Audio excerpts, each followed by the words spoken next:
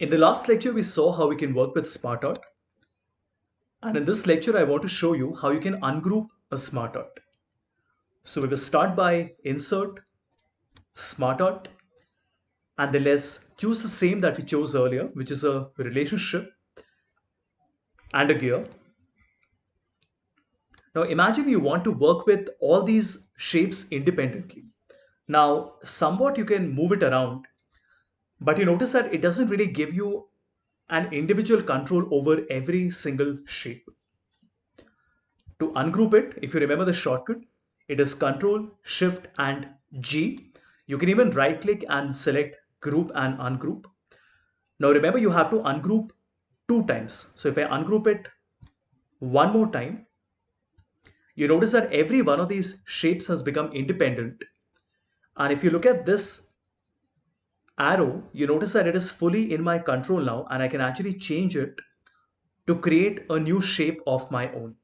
Now remember, this would not have been possible earlier. So till you have ungrouped it, you can select the shape, you can move it around, but it doesn't give you any opportunity to change the shape. That option will only appear when you ungroup it two times. And now you can use the yellow handle to move it like this. So let's look at one more example. This time on insert SmartArt, we want to select something called a pipe process. Again, we ungroup it two times. And what we have done here is to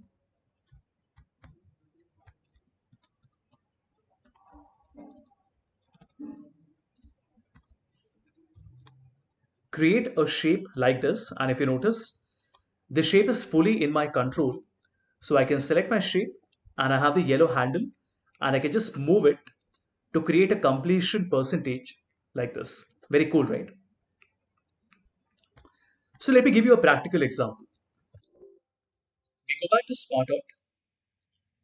So we go back to SmartArt and we choose, let's say, our relationship and our gear like we did earlier.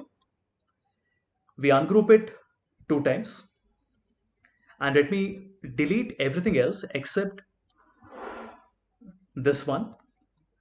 So let's make it about 70%. Let's keep the other one at about 50%. And let's keep the final one at about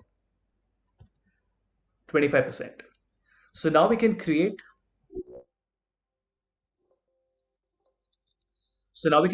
some shapes in the center. So we'll create a circle. We'll call this, let's say, 85%. I can put it in the center. We can just copy and paste it two more times. And we get this beautiful completion KPI where we can present to the user what is the completion of our specific task like this. And obviously you can also color it. So maybe the one at 25 is red, the one at 50% is yellow, and the one at 85% is a bright green like this. Let me move it in the center. And what I will do is I'll copy the first one and I will convert this into gray. We will right click on the gray and move it to the back. So we are sending it as the last layer of my PowerPoint.